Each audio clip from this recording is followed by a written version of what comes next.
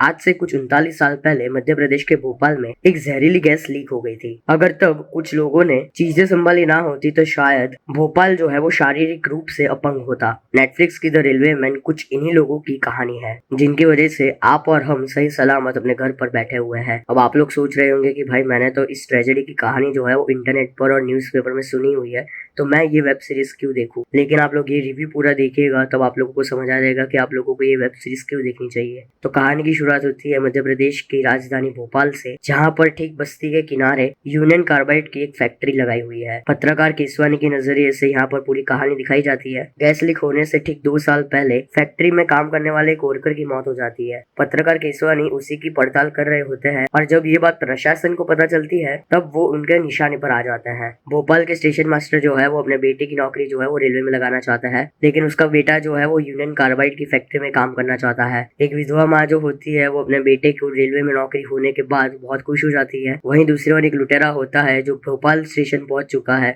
जहां से वो करोड़ों रुपए चुराने की साजिश बनाता है। तभी गैस रिलीज हो जाती है और पूरे भोपाल में किसी को भी कुछ भी समझ नहीं आता है। लोग सड़कों पर एक के बाद एक मर रहे होते हैं, सांस लेने में भी लोगों को परेशान होने लगती है। फिर क्या होता है ये सब जानने के लिए तो आप लोगों को नेटफ्लिक्स ओपन करना होगा और ये वेब सीरीज देखनी होगी। द रेलवे मैन की सबसे खूबसूरत चीज जो है वो उसकी कहानी है। हाँ, हम लोग भोपाल गैस ट्रेजेडी के बारे में पहले से जानते थे, लेकिन हम लोग सिर्फ इतना ही जानते थे कि भाई भोपाल में एक जहरीली गैस रिलीज हो चुकी है जिसकी वजह से कई सारे लोगों की जान गई है। हालांकि हम लोग ये नहीं जानते है कि घटना की वजह से सिर्फ 1000 लोगों की ही मौत क्यों हुई, इसका असर जो है वो पूरे भोपाल में क्यों नहीं पड़ा, बाकी लोगों की जान कैसे बच गई, मदद के लिए कौन आगे आया था। ये वेब सीरीज में ये सारे सवालों के जवाब दिए गए हैं और यही वेब सीरीज की सबसे खूबसूरत बात है। कहानी एकदम दमदार है, लेकिन एक्टर एक्ट्रेसेस ठीक ठाक ही है, तो आप लोगों को वेब सीरीज देखने में मजा नहीं आता है। लेकिन द रेलवे मैन की कहानी भी दमदार है और यहाँ पर एक्टर्स जो है वो भी एकदम A1 है। इसमें बाबिल खान, के मेनन, आर माधवन, दिव्येंद्र और सनी हिंदुजा जैसे एक्टर्स है। के मेनन और आर माधवन ने हर बार की तरह इस बार भी हम लोगों का दिल जीत लिया। दोनों ने अपने एक्टिंग के जरिए इस वेब सीरीज में जान लगा दी। हालांकि सबसे ज्यादा हैरान हम लोग हुए हैं बाबिल खान को देखकर। अक्सर हम लोग लोगों से ही सुनते हैं कि बाबिल के अंदर एक चिंगारी है, इस बार ये चिंगारी हम लोगों को देखने को भी मिली है। काश इरफान खान अपने बेटे की परफॉर्मेंस को देख सकते। सनी हिंदुजा की तो भाई क्या ही बात करे, उनको संदीप भैया के बाद कोई और कैरेक्टर करने की जरूरत नहीं होगी उनको याद रखने के लिए। वेब सीरीज के डायरेक्टर शिव रेवल ने कलाकार और कहानी के साथ जो मैजिक क्रिएट किया हुआ है, मतलब यहाँ पर आप लोगों को परफेक्ट टाइमिंग, मजेदार कहानी, दमदार कलाकार, बेहतरीन बैकग्राउंड म्यूजिक और एकदम कमाल के डायलॉग्स, ये सब देखने को मिलने वाला है। इस वेब सीरीज को देखने के बाद आप लोगों को रोना भी आएगा और रोंगटे भी खड़े होंगे। सस्पेंस ऐसा बना रहेगा कि आप लोग अपनी सीट छोड़कर उठने का मन नहीं करेगा। कमाल की बात तो ये है कि इस वेब सीरीज में सिर्फ 4 ही एपिसोड है, तो आप लोग आराम से देख सकते हो। इसकी कहानी को ना ही ज्यादा कुछ लंबा किया गया है और ना ही छोटा कर दिया गया है, सब कुछ एकदम परफेक्ट है। अगर आप लोग मुझसे पूछे कि वेब सीरीज देखनी चाहिए या फिर नहीं, तो भोपाल की तरह अगर फ्यूचर में कोई ट्रेजेडी हुई,